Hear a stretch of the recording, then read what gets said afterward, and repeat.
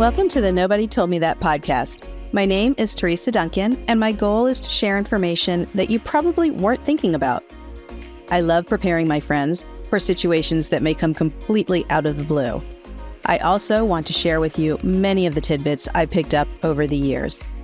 If you absolutely have to tune out before the end of the show, make sure to check out the show notes for more details on today's topics and information about my online class, Dental Insurance Design and Management. And thank you so much for making me a part of your day. I'd like to give a shout out to my friends at Synergy Dental Partners for sponsoring our podcast. They know how important the admin team is to our industry. Synergy is a group purchasing organization, or GPO. GPOs reduce your overhead with lower supply costs. They also have partnerships with labs and various service providers. You owe it to your revenue cycle to check them out. They're giving Nobody Told Me That listeners a 2-month free trial and a $200 Darby credit for new Darby customers. For more information, check out the link in the show notes or go to odysseymgmt.com/synergy. And we are back with another edition of Nobody Told Me That. And I have a special edition because we're going tech savvy here. We might go virtual. We might go AI. We might go all sorts of places. I have two really good friends with me. I have Rita Zamora and Rebecca Herring with me. Hey, ladies. Hey. Look at that unison. See, they're even sounding a little bit AI, but let's move forward. So just so that you know who you're dealing with here, and we are going to talk about some admin issues, maybe some solutions. But Rita has experience in that area too, but some of you may recognize her. She's been on the podcast a couple different times talking about what's new in social media, and we're going to have another episode from her. She always keeps me up to date. Her company, Connect 90, is relied upon by a ton of dental offices to keep them current. Rebecca Herring is the owner of Transformational Dental Coaching, and she has become somebody that I've really enjoyed getting to know. Professionally, I knew her through ADOM, but professionally, she's kind of growing on her own here, and she's going to give us a totally new way of looking at the admin side, the front office, and really, I might actually take a step back here because this conversation was brought to me by these two who had their own crazy conversation about it. Rita, what made you call Rebecca and say, what the heck is going on here? What happened? Yeah, well, it all started at the hair salon, if you can believe it. Rebecca and I have had these amazing conversations about virtual reception and virtual reception teams or a virtual reception option for the dental practice. And I was in a different area out of town in a higher end area in Southern California, made an appointment with a brand new salon when I was visiting and sitting there, in the salon chair, and I look behind me and there's 2 computer monitors, and there's the reception team for the salon are on these computer monitors. And it was great because I got to see how the clientele responded to being greeted by a computer screen, basically. Wow. And so it was really awesome because they had just set this up. So people were walking in and they're like, oh, where's the reception team at? And the, stylist would just kind of point at the computer screen, and the clients were like, oh, and then the person on the screen was like, hi, welcome. And so it was really interesting. So their reception team was off site, but they basically greeted people, offered them beverages while they were waiting. And I saw them checking people out and taking payment. And I was like, wow, I could picture this in a dental practice. And it was a higher end salon. So it wasn't like, McDonald's where you're going in and talking to a computer. I mean, this was, a unique situation. So as soon as that happened, I took some pictures, and then I told Rebecca, don't share the pictures, but let's talk about this. Is this going to happen at dental practices? So I might have to, because I do have a picture that you sent me, Rita, and maybe I'll put a big Lego happy face over your head. You can use it. Because she has, so for men who are listening, why would we not use it? Because when we go there, there's something in the mirror at the hair salon that makes our face not look like ours. I mean, it's an odd thing. It's an odd thing. Just block it out. It's okay. So let me clarify though, because we threw a lot at the audience. So When you called to make your appointment, Rita, did you feel like you were talking to somebody that wasn't in the salon, or did you think you were talking to the salon? I thought I was talking to the salon, and I have to say I was really impressed because I was like, wow, the customer service it felt like it was elevated. It felt like it was coming from a high-end salon. They were just really professional and making sure that I had all the information I needed as a new client. So, and they even followed up with me, y'all. I mean, how many times do you go to a salon and they call you after and just wanted to know how your experience was? And I'm like, I'm from out of town. They could have like totally botched my hair and just said, oh, well, whatever. Right. But they had everything dialed in from A to Z. And I'm excited when you guys hear Rebecca talk, because that's exactly the type of process that she helps with. So, well, and so when you went there, you checked in at, I guess it's a kiosk, but did you walk into like looking around like the other people, like where do I check in? And you were pointed over to that? I did actually, but my salon guy, he was ready, my stylist, he was ready for me. As soon as I walked in, I recognized him because he was the only man that was on the website. So I'm like, oh, you must be my guy. So he was like, kind of, come on over. And it was only when I sat down that I saw the screens behind me and saw people coming in and how they were responding. And it was funny because other customers there, when the clientele would walk in, they were like pointing over at the screen, like, you gotta walk over there, like, because people were walking and like, what do I do? And then the clients would walk up to the screen and they were like, hi, it was just kind of awkward for them at first. And then I could hear the customers talking to each other, like, isn't that weird? And they were like, yeah, but it's kind of cool. So they were open to it and receptive to it and kind of thought it was different, but they were like, okay, this is interesting. And so I didn't see any poor experiences come out of it at all. All right. So bear with me. And then Rebecca, I want to hear how you see this in the dental side, but bear with me here because I want to make sure we kind of go through all of this. So you get your haircut, everything's cool. Now, do you pay the person on the monitor? Like, did they have the payment all set up there, or did you pay at the chair?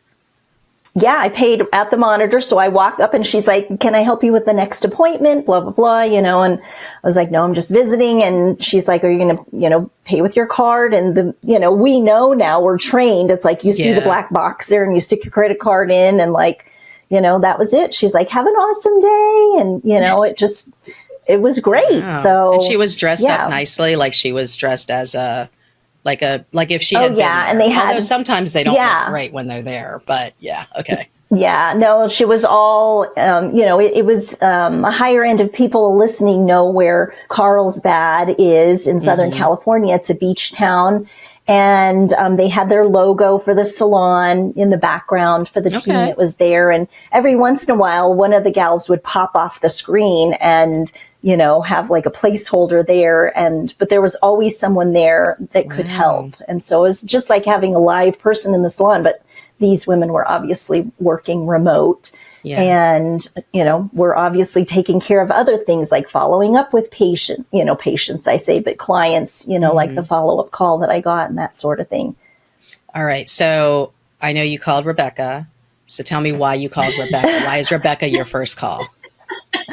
Yeah, I was thinking about her the minute I saw that. I was like, oh my gosh, I can't wait to talk to Rebecca because she's talked to us. We have a Colorado Women in Dentistry's breakfast that we have every few months. And Rebecca had shared with us the story about how she had helped to transform different dental practices into working with these virtual options. And we kind of flooded you, Rebecca, with all these different, well, what about this? What about that situation? How is that going to work? And, and she was just like, boom, boom, bam, bam. She had all the answers. So I'm excited for her to share that with you. So you have seen this already in dentistry. So Rebecca, this isn't something you're like, oh, wow, how do I put this in? Because you know how to do it. So tell me, first of all, I want to know, how did you, when this first happened for you and you implemented it somewhere, what was the reason that happened? And then walk us through considerations. I mean, I want to hear pros, cons, everything. So hot seat time. Let's go. Hot seat for me. Yeah, I was actually really excited when Rita called me and was like, oh my gosh, I just saw this in my salon. So we did chat a lot about it. And you're right. For me, starting it out in a dental practice, several years ago was kind of a new concept at the time. A lot of offices struggle with just finding great front office staff that will stay. It's hard for offices to have a new person come in to any position in that front desk and train them and put all that time and effort into getting them up to speed with their practice and how they run, to then, for whatever reason it may be, that staff member ends up leaving or moving or, whatever it may be for them. And they've just invested all of that time and effort into that team member. Yeah. And that's essentially where one of the offices that I was working with ended up. They had several locations and they really could not get the staffing to work out in their favor for their locations. So we kind of thought outside the box a little bit. And I'll be honest, I kind of pushed back a little bit. I was like, what do you mean that they're not physically in the office? Who's going to talk to the patients? Who's going to be there to be that happy, joyous face when they walk in? Because that's the face of your practice. But kind of like Rita said, I mean, you can do them on the screen. I have seen practices and I've worked with the practices that have utilized having someone on the screen. But even if your practice still has patient-facing people in their office, those remote team members can do amazing things for your practice. Wow. So the practice I worked with took their entire front desk and they all went remote. So after we took our entire front desk and we went virtual, we realized there might be a couple of hiccups for not only our in-office team that was running in the back with the doctor, but for our patients. So we did hit a couple of hiccups there. The whole admin team, you went virtual, the whole admin team. That's just amazing. The entire front desk. There was nobody sitting at our front desk. Wow. So it was great in a lot of ways because as I was assisting in different areas of these different practice locations, the patients loved talking to the virtual assistants because they had all the time in the world to talk to those patients on the phone. They didn't feel that sense of, oh yeah, hi, okay, no problem. Okay, we got you. All right. And then they're talking, those bazillions of arms that everybody in the office feels and needs to have sometimes in those really busy days. And the nice thing about the virtual assistants is that they really don't feel that chaos because they aren't physically there. Okay. So for us, or for the office I was working with, they hired multiple VAs in one. We got them trained up and ready to go, and the phone in the office never rang. For that team and for those doctors, it was the chaos in the office just came down half just by the fact that the phone never rang. Well, and half your team. So they made several changes. Oh, yeah. It was incredible. I mean, even when I was there, it was I never have to pick up the phone. That is so nice. So when the patients walk in and they're checking in on a kiosk, just kind of like Rita's experience in the salon, they just went in, they checked themselves in. The office put massage chairs in the waiting room so that they had a nice patient experience. And sometimes those patients even showed up early, which was even better for the office. Who wouldn't? They don't want to leave. Right? Yeah. Right? Wow. Just, let me lay in this massage chair for 30 minutes before my appointment, and then I'm so good. So, they checked themselves in. The office knew when they had checked in based off of their PMS system that they were on. I think all of them have that ability in some way or another. And the assistants came up. They brought the patient back. Same thing. They could swipe out when they checked out. Essentially the same process. Wow. And the office was just amazing. The VAs, I have a program essentially that I like to, depending on the office, work to instill with the VAs they bring on board, depending on what responsibilities they want those VAs to have. Okay. And essentially with this practice with so many, and they had multiple locations, that next year, they came on board about mid-year, we got them all trained up and going. That next year, they doubled production in that office in a year, that for next year. Wow. It was absolutely amazing. That's amazing. I have to just Oh, say yeah. that's incredible. We'll celebrate with you. Rita's making the sign. For those of you listening audio, she's making the sign and it makes balloons pop up on the screen. And if you hear the bitterness in my voice, it's because I can never get those balloons to pop up. And so Rita has some sort of special trick on the software that we're using that's mine for some reason. Okay.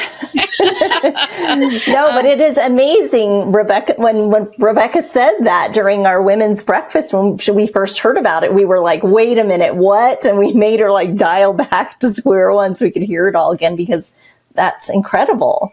Well, and it doesn't track with our own experience. We are all former office managers, receptionists. Rita called it the octopus, we're recovering octopi, I guess. Where we have hands all over, right? Arms all over. Yeah. So it kind of, we feel like, wait a minute, we're the ones that keep the office humming, in the front. We keep things going. So it kind of makes me feel like, wait a second, does that mean we're getting rid of people? But let's talk about that in a second. One thing that you mentioned that I thought was interesting, you said productivity doubled. So productivity is doubling, but it's independent really of the cost of overhead, because your overhead's going to go down. I mean, obviously they impact each other, but what I mean is your overhead expenses went down, right? As far as staffing. Right. They do. I would imagine. Because, yes, and then production goes up. So there's a real widening of profitability when you have those two forces acting.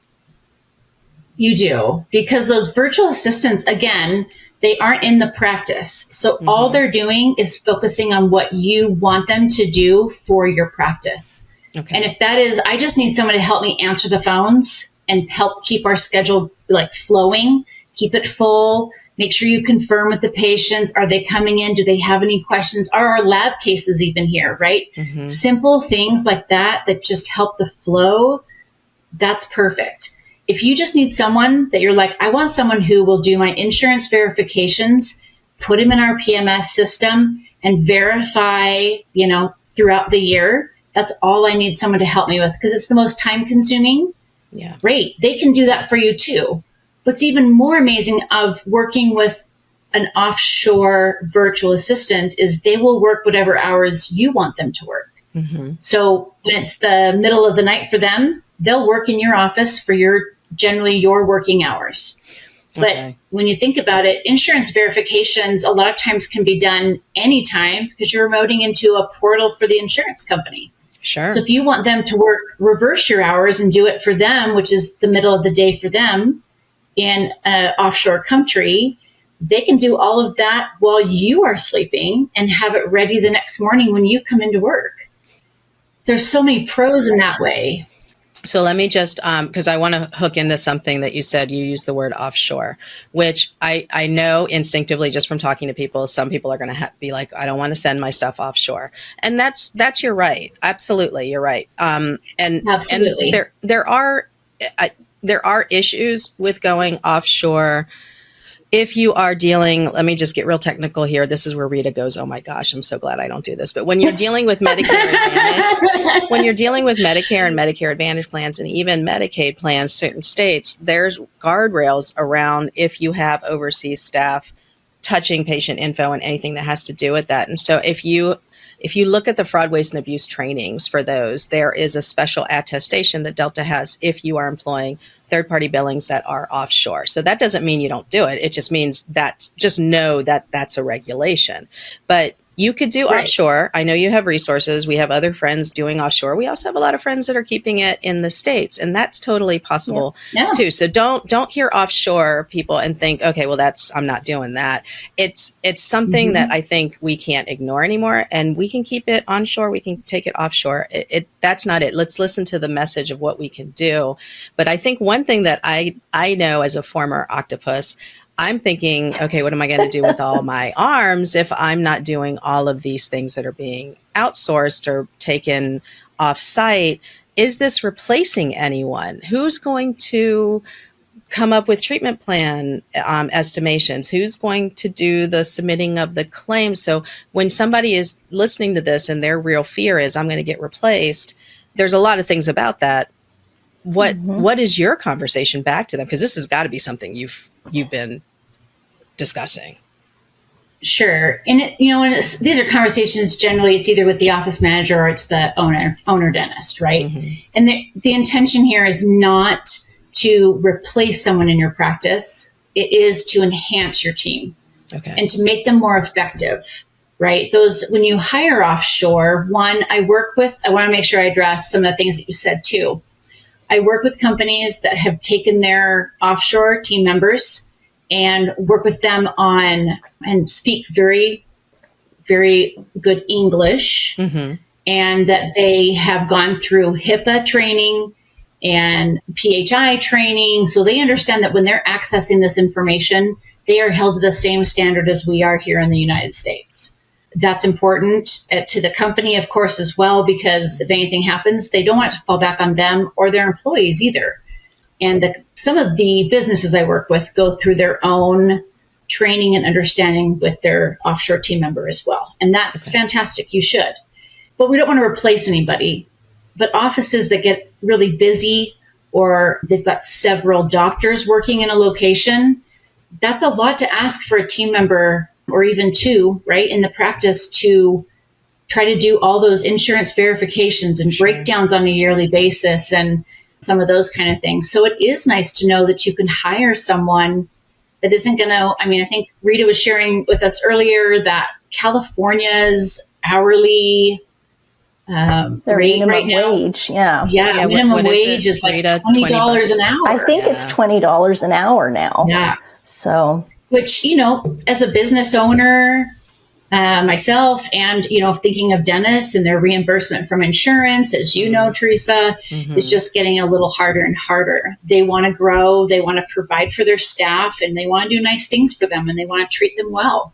Yeah. And in order for them to do that, they have to be able to produce more and work as hard as they can and work well with their team. And sometimes that means we need help, but I can't pay them minimum wage, $20 an hour, and bring in 2 or 3 or 4 of them to help my business grow.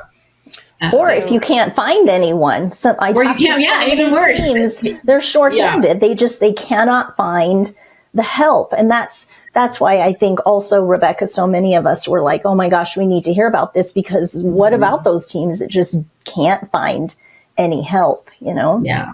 They live in rural areas and it's harder to find. This is a great option.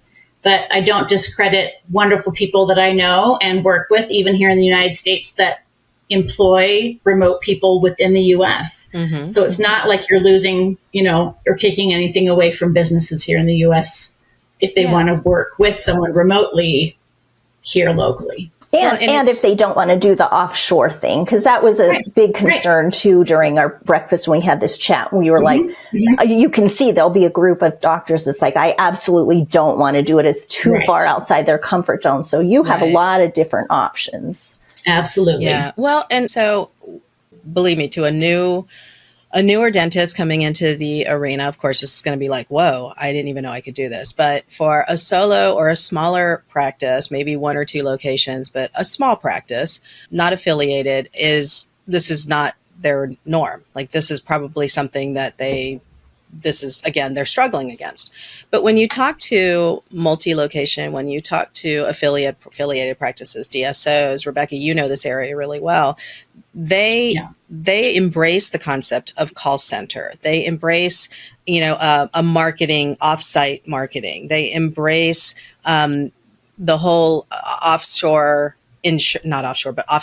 insurance. Like, their offices, multi-location offices, where the insurance all happens in somebody's one basement or house. I mean, this is when I went to in Arkansas. The owner had a second house he bought, and he outfitted it to be the call center, the insurance center. Wow. And so there was just admin, non-clinical stuff. And anybody that touched a patient, that's who worked in the office.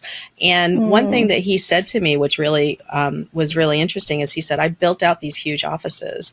And I built out so much space for admin and team. And he remembers looking at the plans when he built it out and thinking, he knew he loved his admin team. I don't think he's trying to say anything bad about them, but he's like, man, I could have put 3 operatories in all of the space that is just a cost, it's purely a cost center. It is. Right. So, and and then I'm thinking you bought a house for this, but honestly, he probably didn't spend that much money on it, but it's different than outfitting an office. But so call centers are nothing new. And Rebecca, you see this too. Like, isn't that something that once a group starts to get to a certain point, this is a conversation they have to have?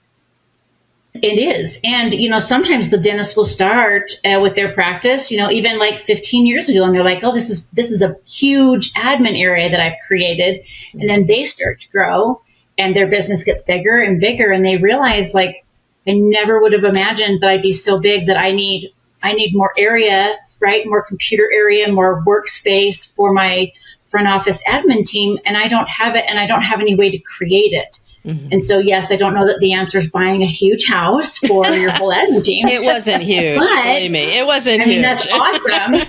I need to go visit his practice. I really would love to see that. But they can create technically an offsite admin team. They're just working, in another country. But I do want to speak a little bit to, I think a lot of people bring up that language barrier, right? Like, oh my gosh, they're never going to be able to understand them. And we worried, years ago when we started this whole concept, and that did come up, and we were very worried. Mm-hmm. And what's nice when you're working with, what I feel very comfortable with the companies that I work with, is I love that you as an office, when you decide to consider this option, you get to interview them. They're just like a member of your team. And I like that you can vet for the one that fits your culture, fits your mindset, and you are comfortable with your patients working with. And I think that's extremely important, because the teams have to see this virtual assistant as someone who is literally an arm or an extension of their practice and their team. Yeah. So if English is important, or if you are working a heavy area of a different type of demographic of patients, you can fit that demographic. If you need someone who speaks some Spanish because you have some Spanish-speaking patients, sure. I work with companies that provide Spanish and English-speaking virtual assistants. Oh, that's important. That's really perfect, honestly, because Spanish is all over. Our office, when we had a Spanish-speaking assistant, poor girl was getting called all over the place, but it was so helpful. Yeah. And then I don't know what happened. She went to LA, like, again. So I don't know. I lose all of my best people. Like, come on. So, anyways, I digress. So what I crack up about is when people say to me, they don't speak English and whatever. And because I've had this conversation, but nowhere near the volume that you have. And I don't push back that much, because honestly, it's not, I don't have a dog in the hunt. So here's the thing. They say, I need somebody who can speak English. I need somebody who can do this. And meanwhile, their person who answers the phone on a regular basis is chewing gum, can't get an answer, can't get a full sentence out, and is rude. I mean, the amount I've called so many offices, all of us have in our lifetime, returning doctors' calls, talking to team members, answering questions. And I am always amazed at how just plain rude people are on the phone. They don't answer the phone correctly. They're mumbling, whatever. They have attitude. So anytime I've spoken to an offshore VA, and I will say a lot of our consultant friends do use offshore VA. So I've talked to a lot of them. They're fine. They're polite. They're nice. They're engaging. I don't have to deal with attitude. So I'm not saying everybody needs to have one in their office, but I'm just saying maybe look at home a little bit. And maybe if you can up your customer service skills where that's not an issue, but I'm guaranteeing there's probably somebody in your office right now that you wish would answer the phone better. I mean, we've all had those employees. Right? All of us have. I can think of one right now where I was like, we all smile. Have. Yes. My gosh. So, okay. So I kind of went on a rant, which my audience is used to. So sorry, guys. So talk to me about the logistics. So you said you would, there's interviewing. And I know some consultants, I don't know what you do, but some interview for you, some give you the names and then they interview. So that part is, I guess, negotiable. Is that what you offer or no? Absolutely. Okay. I mean, I'm happy to do the interviewing for them, but I try to encourage the office to, because you have to work with them. and it's your team member. And so, I can do the first round of interviews for you and choose a couple, 3 or 4 that I think are great. And then you can do the second round to choose the one that you think fits your culture best, demographic of patients, whatever you want, totally up to you. I'm really much a hands-on coach. And so if you need me boots on the ground, if you want me to do it with you, for you, I will. If you want to do it yourself, that's fantastic too. A lot of the virtual assistants where the companies that I work with, most of them speak the Queen's English, or they were raised with English as their first language. And so you will hear an accent. And I mean, it's probably so beautiful. I lived in Virginia for a long time. And when I moved back west, right, it was like, you kind of have an accent. You're from the East Coast. I mean, people in the U.S. have an accent. I think I've gotten rid of it now, but, so, and I want my VAs to just acknowledge it. Don't hide from it. Tell the offices, don't hide from the fact that you have someone from another country, technically, that's working for your office. Just hit it head on. Yes, thank you for noticing my accent. I was born and raised in Costa Rica or Zimbabwe or whatever it may be. And I'm so grateful to be working for Dr. Smith as part of his team. You don't even have to acknowledge, where you are. But it's nothing to be embarrassed or ashamed about. And I personally love their accents. I think they're really pretty. Yeah, South African accents are gorgeous. But can you imagine like any team member right now saying, I'm so grateful to be working for him? Like, I just don't see that. I don't hear that very often from team members here in the States. Maybe we should do that. So let me ask you some logistics. We should. Here. We should. We absolutely should. My boss was awesome. Yeah. I did not tell him enough, but he doesn't listen to the podcast, so he's not hearing it now. All right. So just a reminder to check out the companies who support the show. My friends at Synergy Dental Partners are offering 2 free months to try out their lower prices for labs, supplies, and select software services. To sign up, visit odysseymgmt.com/synergy, and the link is also in the show notes. Let me ask you some logistics here. So the first question I would have as somebody trying to poke holes in this model is, okay, well, I have Open Dental, I have Curve, I have blah, blah, blah. So there are companies out there that specialize in the dental field that would know these softwares? So a lot of they have access to a lot of these. A lot of the remote VA companies have a lot of the demos to a lot of the major PMS systems. Okay. So when you decide, and they're training them on them, they get to play in their sandboxes, essentially their demos, as part of their training and coming on board with their company. Okay. So when you call and you're like, okay, well, my PMS system is Open Dental. And they're like, can they be trained in that? Well, of course they can. Are they going to be trained specific to your office? No, because we can't train them to your practice, but they are going to know how to move around in that PMS system. But you have to train them on the way that your office does specific things, of course. So onboarding as usual, really, but through a computer.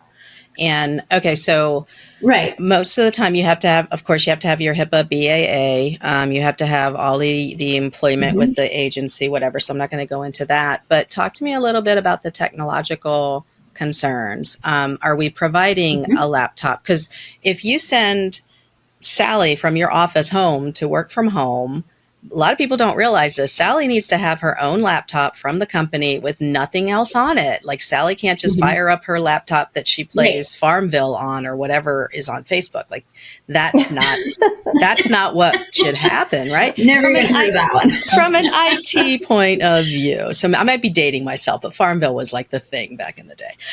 So you can't do that. You have to actually send them home with a PC that's good for your system and is not going to get you into any trouble. So how do we get around that? What do we do? Right. So the companies generally will provide them with all of the material you need them to have. Okay. So, and because the companies generally have like a center here in the United States for support, and then they have one in the country that your VA is coming from. So the company is going to provide them with what you ask for. So when I generally have worked with VAs, I've said I need them to have 2 screens and I need them to have noise canceling headphones so that whenever they're talking, a lot of them have their own call centers per se, where they are in their own cubicle. So it's, it's quiet, nothing's distracting them. But of course, there's always mumbling or whatever. So some of them work from their home, but that's not as likely. Okay. So they're provided with everything that you want them to have. I need them to have a U.S. telephone number that isn't theirs. It's the company's that is provided to them to use to make phone calls for your business. Okay. All those things that are part of the contract. This is what do you need them to have? I need them to have open dental or whatever your PMS system is. And I need them to have whatever software system the owner dentist wants them to use to remote into their system. Okay. Splashtop, Teams, right? And I usually advise the business to provide the virtual assistant with an email that they have control of. Okay. So you can provide them with like virtualassistant1@gmail.com, right? Okay. Whatever you want to give them. So that whatever they're using or they communicate on between the office, because they generally won't be using that to communicate with anyone other than the practice. Okay. Whatever they use to communicate, with their teams, right? So you can give them everything you want them to have. And the companies I work with will generally provide all of that, no charge to you. But that's what they provide them with for setup. And when you're done, then that all comes back to the company and gets wiped clean. Okay. So tell me a little bit about how to manage this person. One point of contact, do they ping pong between the manager and the owner? And then I want to segue into how do you know it's not working? Because, I want to give all sides because I know that there's people listening to this saying this is not going to work in our office. And then 5 years from now, they're going to be like, what was that podcast she was talking about again? So let's give them, knowledge. And I want to make sure we talk about like for the dentist that says, I don't want to do the offshore thing because we poked holes at this with Rebecca too. And we're like, what about this? What about that? And so, right. Stay with us.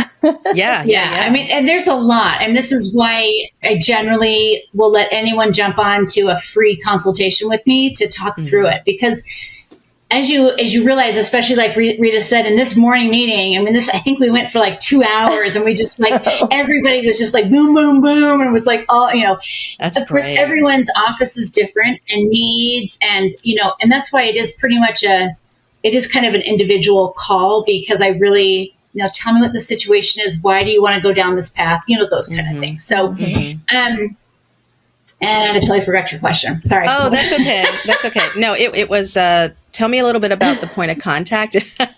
How do you know it's not working? Point of contact first. So do they ping pong between the manager and the dentist? And so one point of contact and how many touch points? So as I'm the manager now, I know this is something I'm now going to have to handle in the office. What's my expected, how many touch points between me and this person? Daily, weekly, all the time? So when we implemented it in our office, or in that office that I, years ago when we started this off, I just left essentially their email and my email, and we just used like Google Chat, and we just left it open. Okay. So that, once, you realize you're going to invest time, of course, in this virtual assistant, training them. And that length of training and what does that look like and how much time do you need is really dependent on what they're going to do for you. Okay. Are they just answering phones? Are they scheduling? And, I don't want to give away, my whole thing here, but it's all dependent on what they are going to do for you. Sure. But for us, the easiest way to do that was just to leave it up on an open chat between the VA and, the manager, or maybe it's, your front desk insurance business leader, right? Depending on where they are in your practice and what they're doing, connect them to the one that's going to help them the most. Okay. And then, they would throw a question out. It would pop up on my computer and I could just answer back really quick. Oh, no worries. That was, such and such. If they took a phone call that they weren't quite sure how to help the patient, they could merge that call into the practice and someone could take over the call for them. Okay. Someone's calling in with a big question about their bill and it was very detailed and they couldn't help them. Obviously, you want to merge them to someone who can help them. Right. But taking that initial phone call and trying to help them initially is what those VAs are there to do if they're just taking calls for you. And there's a lot of strategies that I put into place. Okay. So tell me what's the red flags? What are the red flags? So we all have red flags of people that are in our office, like things that bother us and things that we know are going to build. So what are the red flags that you've seen and what do we do when we see them? So one, I like to make myself there as a support because I'm such an advocate, of course, for virtual assistants. I know, and I've seen it work in so many practices that I've worked with so far, that it really can be a benefit. Okay. But you have to have someone who is invested in making sure that the virtual assistant is being a benefit as much as you had expected them to be. Okay. Like we talked earlier, they don't just come to you fully trained with everything in your practice. They come trained to work in the dental office just like anyone else that you hire coming from another dental office. Mm-hmm. But you have to invest the time and effort, just like you do anyone else you bring to your practice, to be trained to work specifically for your office. And so I think that's the biggest myth that you have to get over, is that they aren't coming to you as a trained VA in your practice. They're trained to do a lot of things, but it's that time and effort you have to invest in them for your practice. But I like to be there as a resource. So if I were to say to you, Rebecca, I know this person, you brought me some people that aren't experienced. Do you have people that are experienced? And then as long as I'm willing to pay for that upper level of experience, and it really is a market, right? Like I can say, look, I want someone who's been doing this for 3 years. I don't want to mess around with the learning curve. And are we at that point now where it's been happening for so long that, okay, so good. Oh, yeah. So good. All right. And some offices have even reached out and said, hey, I need someone who has a college degree in accounting. Okay. We have that too. And I don't mean, I have one company that I work with that is specifically has virtual assistants who came to the United States, attended a 4-year college here in the United States, got their degree, and then has gone back to their country and is working for us as a virtual assistant. So they are dedicated. They're very fluent, obviously, in English, and they have very specific degrees in healthcare management, business, accounting, and they can come in and, I mean, some of them have come in to do, aging cleanup for an office because, it's kind of a mess and they need an accountant to come in and help them. They've been healthcare, so they understand that and they want to come in and work in the dental field. So, yes, it's amazing what's out there as a resource for practices. So all of us, we have some collective knowledge here, the three of us. We've been working in the field for a while. Some of us longer than others. Rebecca, you baby. And I feel like you're the baby of the group. And oh my gosh, I'm a grandmother. What are you talking about? Yeah, but I'm still like, you're still a baby. So, okay. So here's where I want to take this conversation. Okay. And I actually, this is not on the chat, so I'm going to throw this out at you guys. And, I love doing this to people. So with this technology coming out, so we're learning all new things. We were first like pushing back on things, and now we're not really pushing back. We're kind of investigating. So we've done that with a couple things, right? Like I like to think of digital radiographs. We used to do the dip tanks. Now it's digital. Now we're moving even to AI. So it's kind of this continuum of experience and technology, right?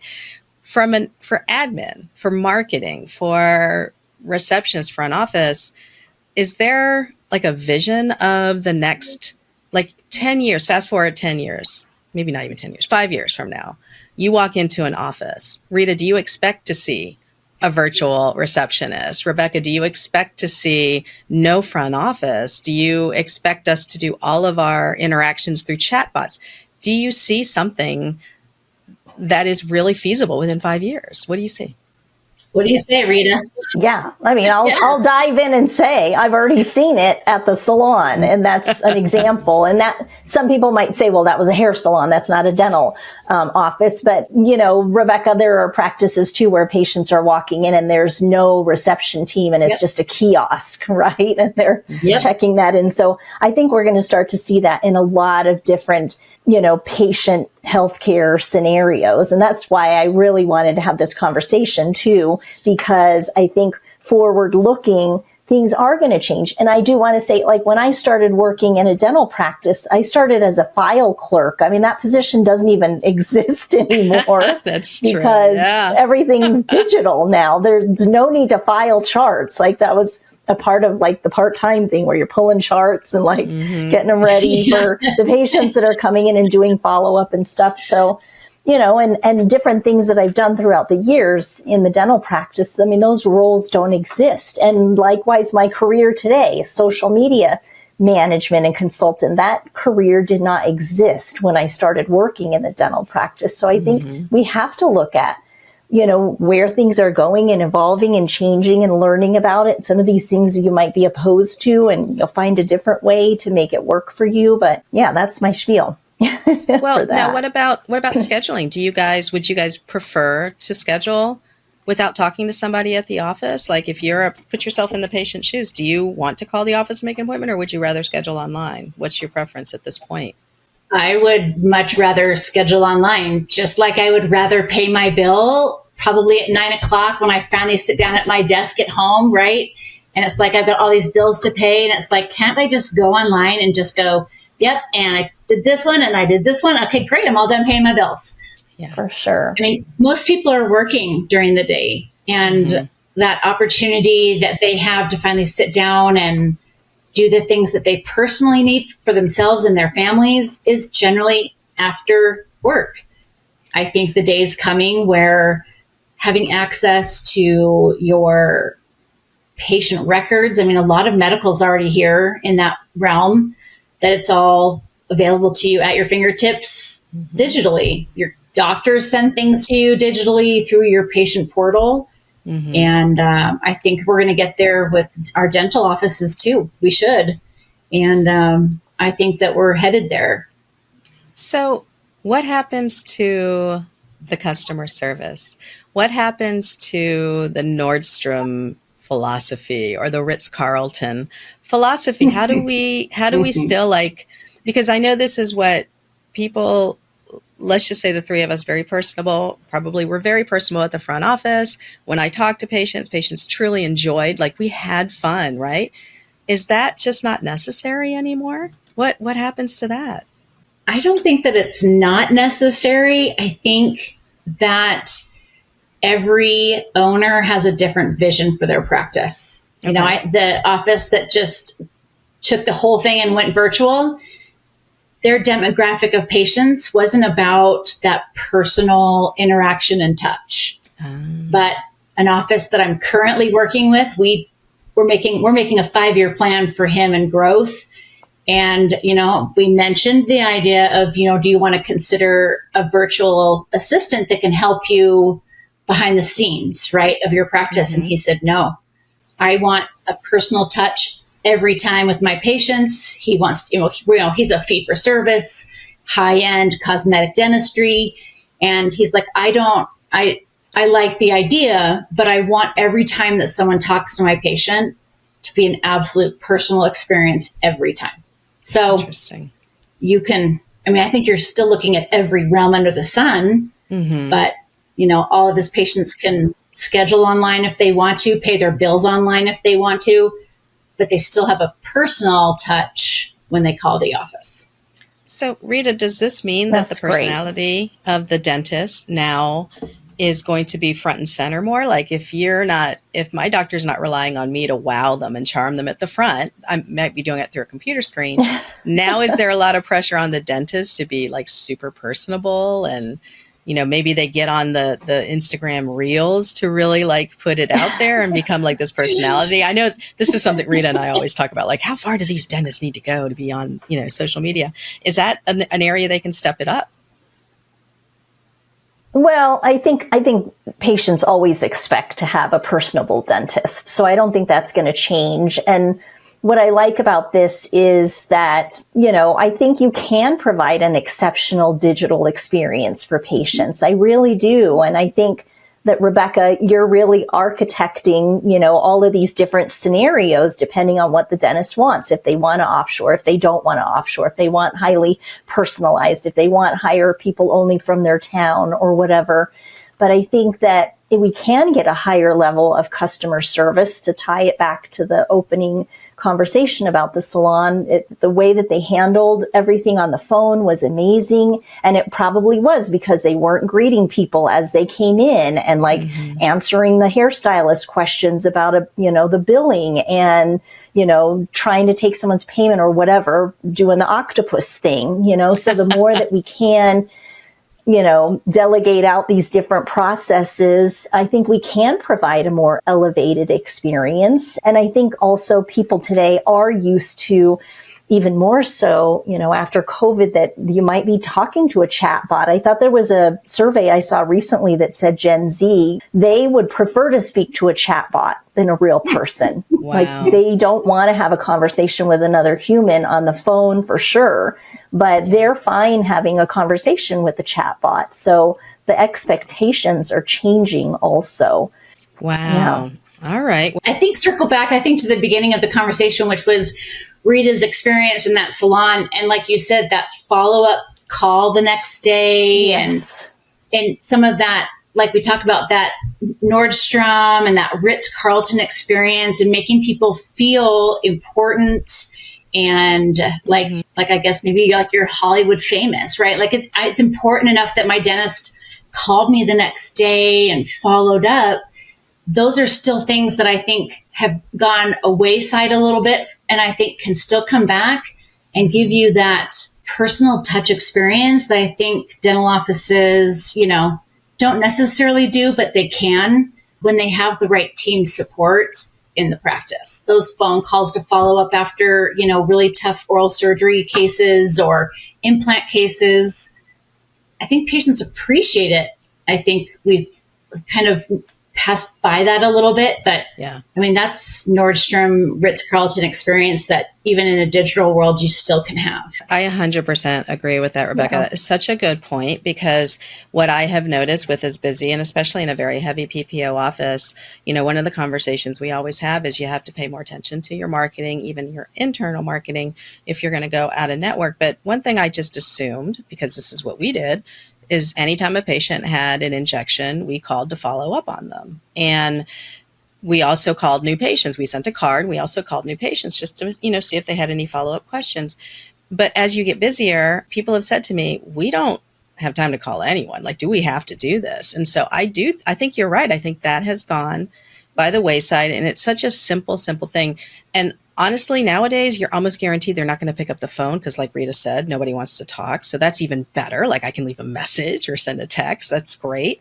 And it's just such a simple touch point, because it's all about how often you touch your patient in a way that's going to impress them. And if you can have somebody do it that's going to sound like they're in a good mood all of the time and they're not rushed, I don't know. It sounds like a win to me. It really does. Because I had a list of people I had to call, and I knew the answer was always going to be, it's okay, but I still had to call them. So, yeah. All right. Yeah. So and what if we can elevate it and make it even better by utilizing some of these different options? What if we do make time then to call the patient and follow up? Just like they called me to follow up on how I liked my haircut, it was like, by doing the virtual thing, they were able to go the extra mile with some of these other little touches. Well, and that stuff that you know this very well as a social media expert, that's going to probably inspire you to leave a message, or not a message, a review. It's going to inspire you to talk about it with other people like you already have. And that's what marketing used to be way back in the day, was you tell somebody how great something was and then they would check it out. That was like, in essence, marketing. So I feel like maybe we are coming back to that. Maybe. We'll see. So what I want to do now is let everybody know how they can get in touch with you. Rita, how can they find you and your amazing Connect 90 product, which I love? Oh, thank you. Connect90.com for our social media for dentists services, which we didn't talk about at all on this, but I had to just chime in with Rebecca's connect you guys. So another time, because I just think this topic is so relevant and so important. Well, she's on, and she'll be on again. So Rita's not going away. I won't ever have to go away. But she also has a newsletter. Yeah. But she also has a newsletter. So sign up for her newsletter because she does send out information on how to post and how to stay in front of your patients. Rebecca, how can they find you? They can find me on my website, yourtdcoach.com, and on all the social media platforms, including LinkedIn at or Transformational Dental Coaching. Okay. So tdcoach.com. Say that again. Yourtdcoach.com. See, I'm glad you said that because I was like, wait, what? Okay. Yourtdcoach.com. And for those of you who are interested in exploring this, she did offer a free consultation there. I know that this is something that's not going away. It's something that a lot of consultants talk about. When you look at all of the new software coming out, all of them have some sort of chatbot capability, like patient communications, chatbot capability, online scheduling capability, all sorts of ways to minimize contact with the patient, but maximize your impact on the patient. So I'm going to urge you to consider what we talked about. Maybe now's not the time, but maybe now is the time. Maybe you're running around like crazy. Maybe you're stressed out. Maybe you're the only one there. And we all know what that feels like. So if you need help, ask for it. These ladies are here to help you too. The Connect 90 piece that Rita says we didn't talk about at all is her way of helping offices relieve the social media tasks that are in place too. So there's that. So you not just have Rebecca, but you have Rita as well. And with that being said, check the show notes. We'll have all of the links to everything, and feel free to leave a rating. I never say that enough, but feel free to leave a rating since we're talking about marketing. And dear listeners, I want you to know that I always, always appreciate the time that you spend with us. We're all super busy, so thank you for making time for me today. The show notes will have any links that we referenced in the episode. You can also find links for my book, events, and my online insurance course, Dental Insurance Design and Management. I speak often around the country on management and insurance issues. Come hang out with me in one of my classes. I promise you'll laugh and learn.